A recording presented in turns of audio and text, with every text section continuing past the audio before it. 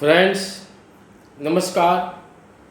आज की वीडियो में मैं बात करने वाला हूँ कुंडली में 5 ऐसे योग की जो व्यक्ति को भाग्यशाली और परोपकारी बनाते हैं। तो फ्रेंड्स आज का हमारा विषय है कुंडली के 5 योग बनाते हैं आपको भाग्यशाली और परोपकारी। ये मैंने मेष लग्न की कुंडली बनाई है आपको समझाने के लिए। फ्रेंड्स सबसे पहला योग,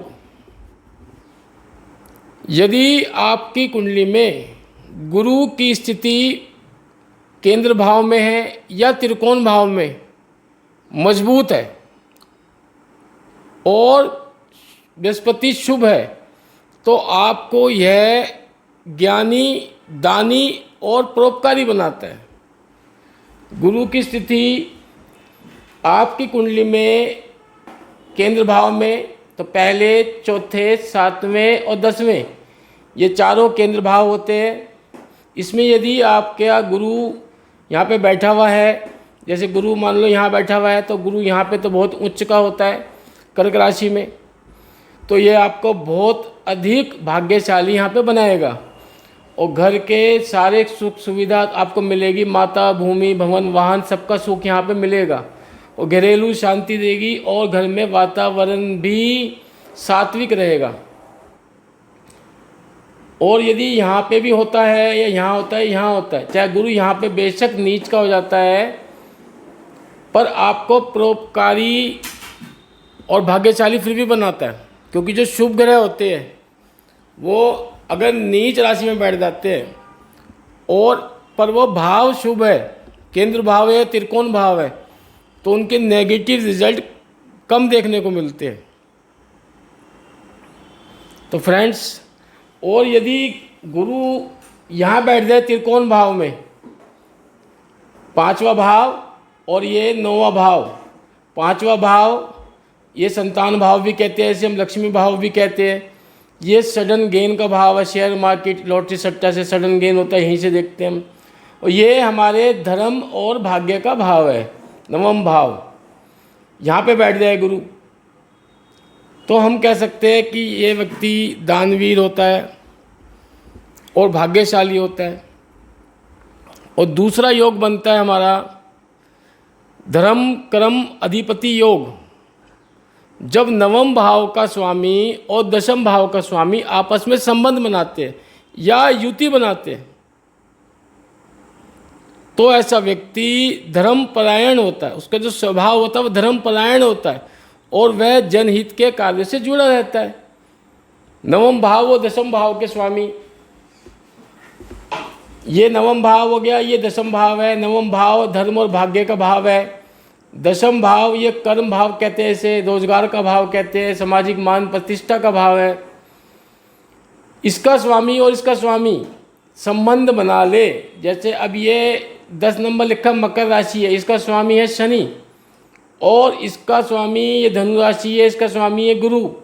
ये दोनों संबंध बना ले या युति बना ले, या दोनों एक ही, जैसे यहाँ बैठ जाए 10 में, इसी में ही बैठ जाए 10वें भाव में, गुरु भी बैठ जाए और शनि भी बैठ जाए, तो इनकी युति एक साथ होगी। या दोनों यहाँ बैठ जाए, गुरु भी यहाँ बैठ जाए, शनि भी यहाँ बैठ जाए, या किसी और भाव में बैठ जाए, पर दोनों आपस में एक साथ बैठे हो, तो हम कहते हैं इन दोनों ग्रहों ने युति बना ली। या संबंध बन जाए। संबंध कैसे बनेगा?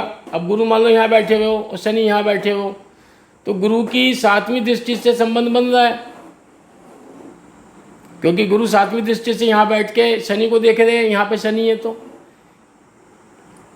या 5वीं दृष्टि से भी गुरु देखते हैं, मान लो शनि यहाँ बैठा होता तो गुरु यहाँ बैठे हैं, तो 1 2 3 4 5, तो ये दृष्टि संबंध बन जाता है।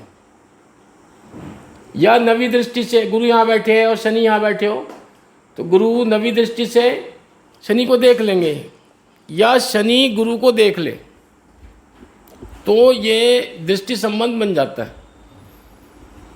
तो ऐसा व्यक्ति जनहित के कार्य में बढ़ चढ़कर हिस्सा लेता है और धर्मपरायण उसका स्वभाव रहता है। और तीसरा योग बनता है गज केसरी योग। जब चंद्रमा और बृहस्पति की युति या संबंध बन जाए तो ऐसा व्यक्ति विवेकशील, सात्विक और समाज में मान सम्मान प्राप्त करता है, उच्च मान सम्मान। जब चंद्रमा और बृहस्पति एक साथ बैठ जाए किसी घर में, या दृष्टि संबंध बना रहे हो, चंद्रमा की 7वीं दृष्टि है और बृहस्पति देव की 5वीं, 7वीं और 9वीं दृष्टि है। और चौथा योग है द्वादश भाव में शुभ ग्रह। द्वादश भाव, ये द्वादश भाव है हमारा, सबसे अंतिम भाव होता है। द्वादश भाव विदेश का भाव होता है, व्यय भाव है, ये मोक्ष का भाव होता है। यहाँ से और भी चीज़ें देखी जाती है। हम 12वें भाव को यहाँ पे हम व्यय और मोक्ष का भाव मानते हैं मुख्य रूप से। यहाँ पे गुरु बैठ जाए, चंद्रमा बैठ जाए या शुक्र बैठ जाए, ऐसे शुभ ग्रह यहाँ पे बैठ जाए तो व्यक्ति निस्वार्थ भाव से दान और परोपकार करने वाला होता है, दूसरों की मदद करने वाला होता है। और अब हम बात करेंगे 5वें योग की। 5वां योग है बनता है अष्टम भाव से। 8वां भाव, अष्टम भाव में यदि शुभ ग्रह हो तो व्यक्ति गूढ़ ज्ञान, ज्योतिष में और अध्यात्म के क्षेत्र में गहराई से उतरता है और मानव कल्याण के लिए आगे बढ़ता है।